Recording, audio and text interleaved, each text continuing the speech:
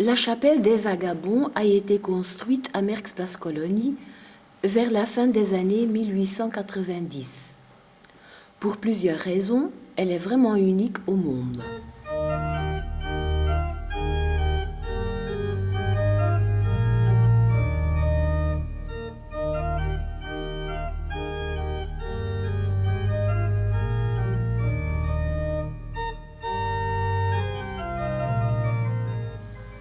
La chapelle a été construite au nom de l'État qui y a laissé sa marque au sens littéral. Au-dessus de l'entrée, on aperçoit le lion belge encadré par une croix.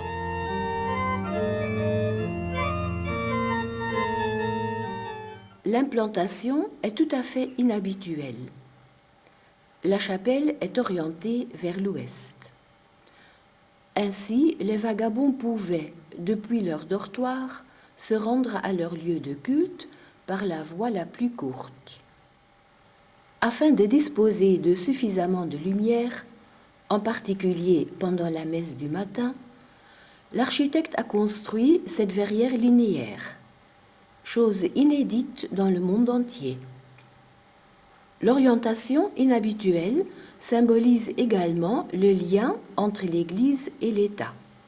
Les entrées principales du pouvoir laïque et du pouvoir spirituel se font face.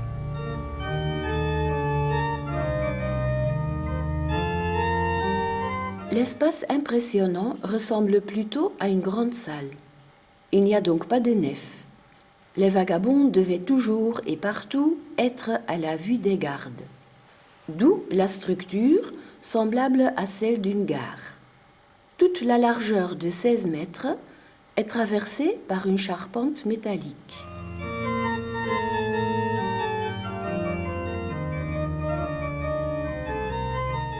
Depuis le balcon, le gardien pouvait surveiller les vagabonds qui étaient assis sur les bancs.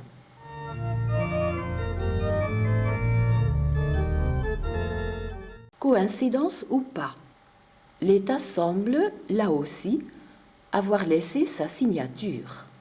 Avec un peu de bonne volonté, on reconnaît le drapeau tricolore belge dans les carreaux de sol. À l'époque, même les deux toilettes, l'une pour le prêtre et l'autre pour les fidèles, étaient exceptionnelles.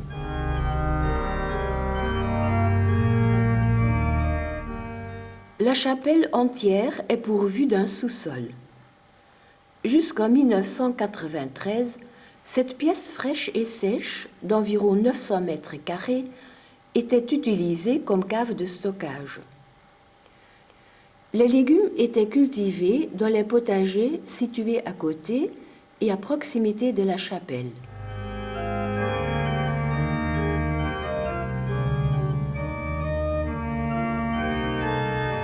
Avec des chariots spéciaux, tirés par des chevaux, ils étaient apportés dans la cave par ce plan incliné. Là-bas, ils étaient entassés en rangées dans les différentes niches.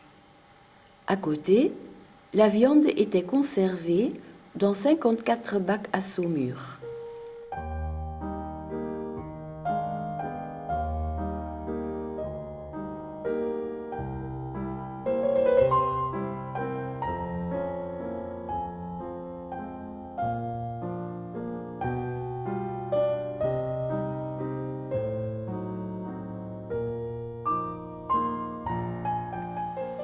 La chapelle a servi de lieu de culte pendant près d'un siècle.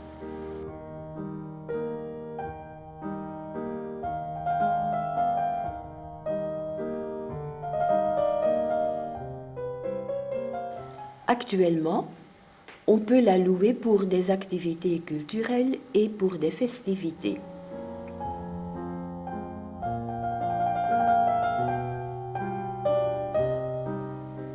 Depuis 2007, le musée de la prison de Merx-Place est installé au sous-sol.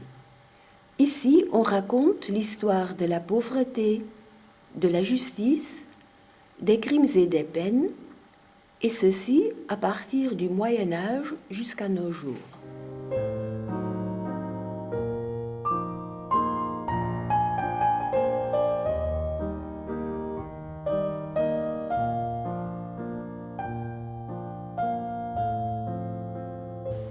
On y trouve également une série de photos de portes et d'intérieurs de cellules de la prison de Tongres, prises par la célèbre photographe flamande Lieve Blanckaert. Bien sûr, nous accordons une attention particulière au vagabondage.